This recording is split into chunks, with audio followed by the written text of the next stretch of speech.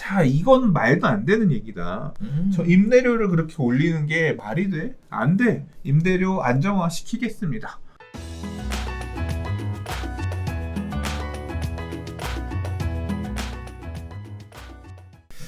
자, 세 번째 이야기로 가겠습니다. 다주택자 잡으려다가 전세 세입자까지 잡겠다는 얘기입니다. 느긋한 강남 다주택자는 전월세 올려서 세금 내겠다라는 내용이 지금 계속 흘러나오고 있는데요. 22번째 대책에 임대차 시장에 혼란이 가중되고 있습니다. 등록 임대사업 급작스럽게 폐지하겠다는 수순에 접어들게 되면서 156만 9천 호의 세입자에게 날벼락이 떨어졌다라는 얘기입니다. 전세가격 상승세에 불안감이 가중되고 있다라는 내용인데요. 일단 크게 세 가지 꼭지에서 살펴보면요. 일단 첫 번째는 등록 임대 장기 거주하더라도 갑자기 집주인이 바뀌면 일반 임대가 되면서 계약갱신이 어렵다는 내용입니다. 거기에 따라 보증금도 뛸 수 있겠죠. 새 집주인은 앞선 계약에 대한 의무가 없기 때문에 전세금을 올려서 새 계약서를 쓸 수 있다는 얘기입니다.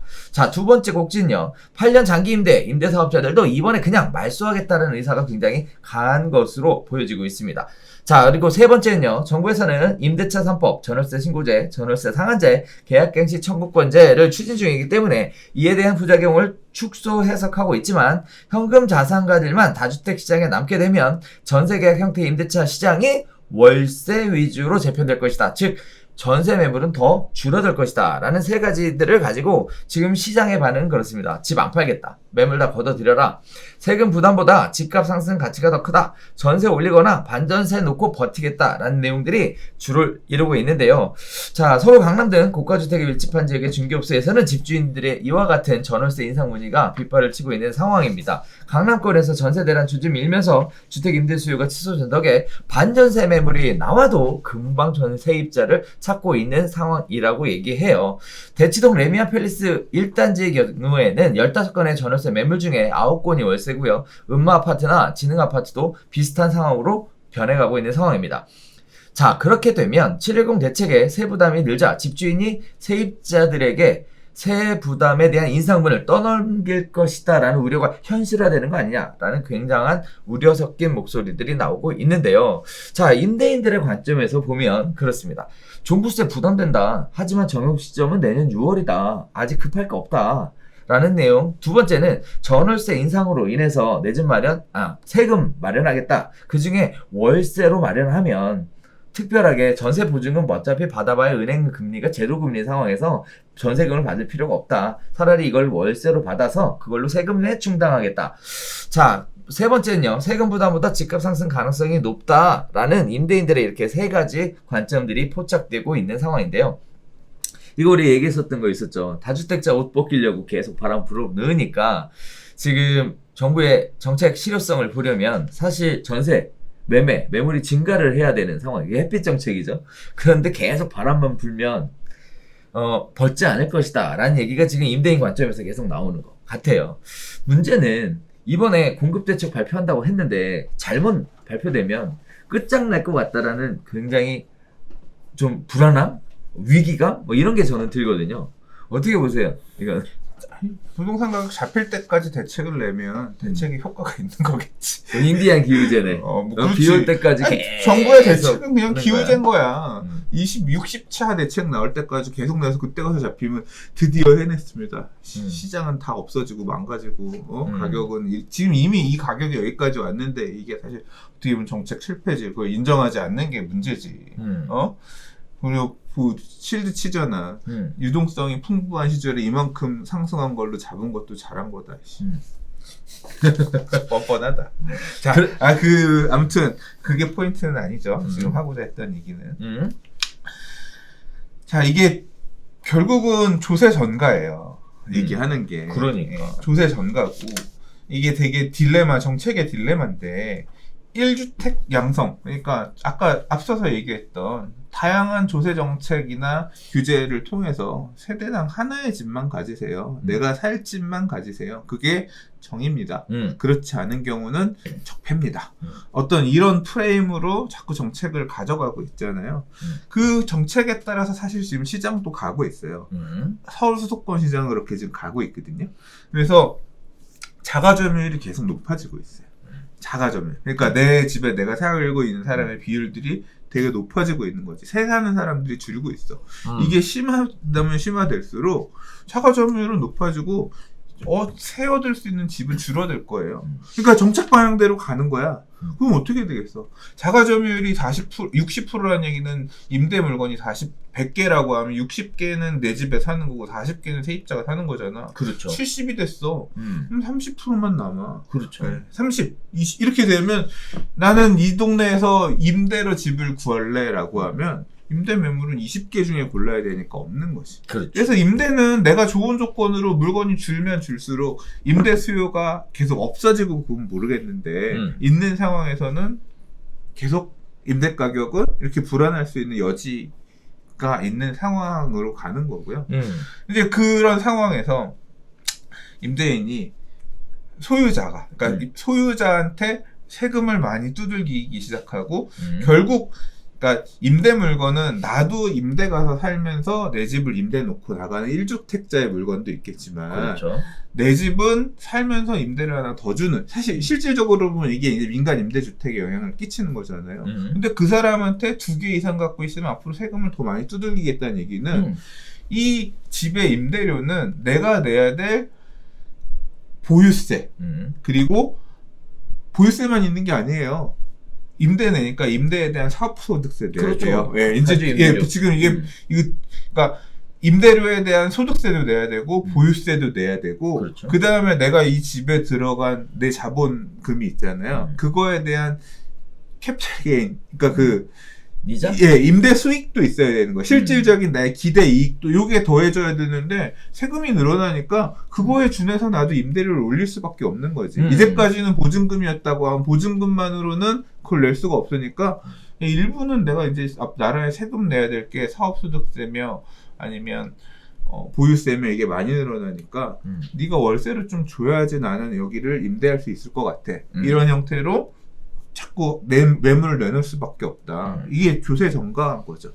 이게 강화가 될 수밖에 없는 게 임차인은 집이 막 많으면 에이씨 그런 거 아니고 나는 그냥 올전세로 살래요. 올전세 물건 찾아가면 되는데 임대인들한테 보유세 강화는 동일하게 적용되거든. 그러니까 모든 임대인들이 다 그냥 월세 일부 받을 생각을 하면 나는 월세 주고 살아야 되는 상황이 생기는 거죠.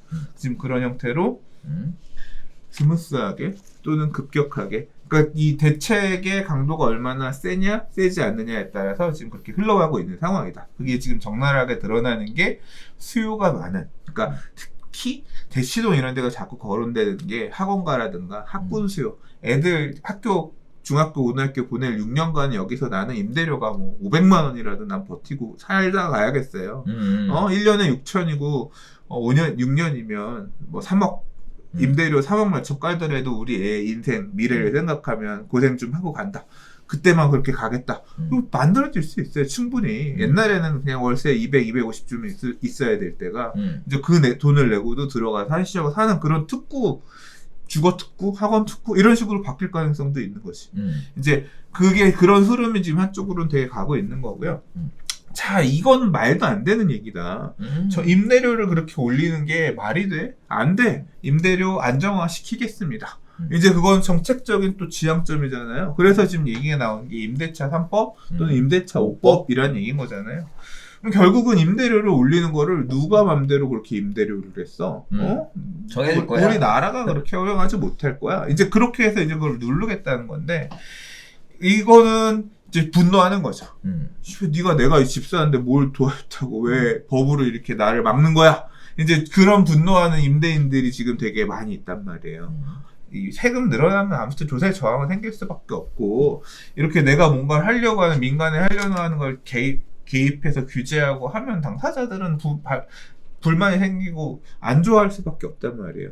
근데 지금 의석을 180석 가까이 갖고 있고 하고 있는데 하면 하는 거지. 하면 하는 거지. 그렇게 해서 적용되면 이제 그걸 못 견디겠다라고 하면 나중에 이제 또 다음 총선 때는 또 어떻게 바뀌고 또 다음 대선 때에는 보유세 낮춰드리겠습니다. 또는 말도 안 되는 보이스에 이렇게 안 하게끔 다시 바꾸겠습니다라거나 아니면 뭐 그러겠지. 총선 할 때도 다시 이거 보이스의 세제 관련된 부분 전적으로 다시 재검토 뭐 이제 그런 목소리를 내는 세력들이 나오고 그거에 따라 바뀐다라고 하면 또 다시 또 어느 균형점을 찾아서 강화된 규제들은 완화될 가능성이 있지만 그거는 한참 뒤의 일이잖아요. 지금 우리가 얘기할 건덕지가 아니잖아. 그러면 결국 임대차 3법 또는 임대차 5법이 통과가 돼서 임대료 상한 제한을 걸고 지금 걸려있는 임대차들에도 울리지 못하게끔 강제하기 시작한다면 어떤 상황이 벌어질 거냐. 저는 이게 상상도 하기 싫어서 별로 그냥 일단 입법되는 거 보고 생각하자 이렇게 해서 한 발 사실 물러서 있는 측면이었는데 최근에 부동산 스터디 카페 트리거라는 분께서 뭔가 글을 써주신 내용에 이와 관련된 얘기가 하나 있었는데 뭐냐면 임대차 3법 5법 될 가능성이 있는데 되면 어떻게 될 거냐. 이거는 인천국제공항 그거 인국공 사태와 비슷한 상황이 될 거다라고 딱 얘기를 해주셨어요. 무슨 소리냐면 지금 사실 인천국제공항 사태 저는 잘 몰라요. 근데 그게 분노하는 부분이 뭐 계약직으로 있었던 사람이 갑자기 정규직으로 바뀌면서 정규직으로 계속 도전했던 사람들이 역차별 받으면서 뭐냐 제도가 뭐 있다위야 이제 그런 얘기가 그것 때문에 되게 분노를 했다고 하잖아요. 이거 마찬가지인 거죠. 기존의 임대차에 있던 사람들 같은 경우는 그냥 전세 5억에 살 수 있는 거야.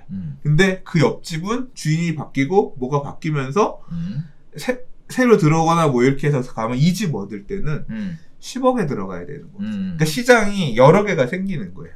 그러니까 임대차 시장이 국가가 임대인으로 관리하는 국가 임대차 시장. 그거는 뭐 되게 보증금 낮게 해서 저소득층을 대상으로 한 그런 임대차라고 하면 민간 임대차 중에서도 지금도 그렇잖아요. 임대주택 사업자들이 갖고 있는 주택들 같은 경우 시세보다 저렴한 물건들이 있잖아.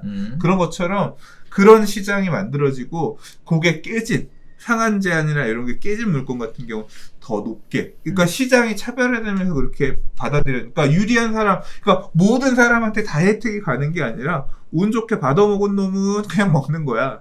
인국공 사태처럼 받아먹은 놈은 먹는 거고 못 받는 놈은 이게 나라냐 하면서 이제 그 분노가 반영되어 있는 임대인의 분노가 녹아있는 그 임대료를 지불하면서 어쩔 수 없이 거주해야 되는 이런 상황이 생기고 이게 어떻게 보면 싱가포르의 임대 시장이랑도 비슷한 것 같아요. 싱가포르도 그렇대요. 이제 국가에서 뭐 HDB인가 거기에서 공급한 주택 시장이랑 그냥 외국인들이 가서 거주할 수 있는 주택 시장 완전히 별개가 되어 있어서 임대료도 비교가 안 돼가 차이가 나니까 여러 개의 시장이 존재하는 거죠.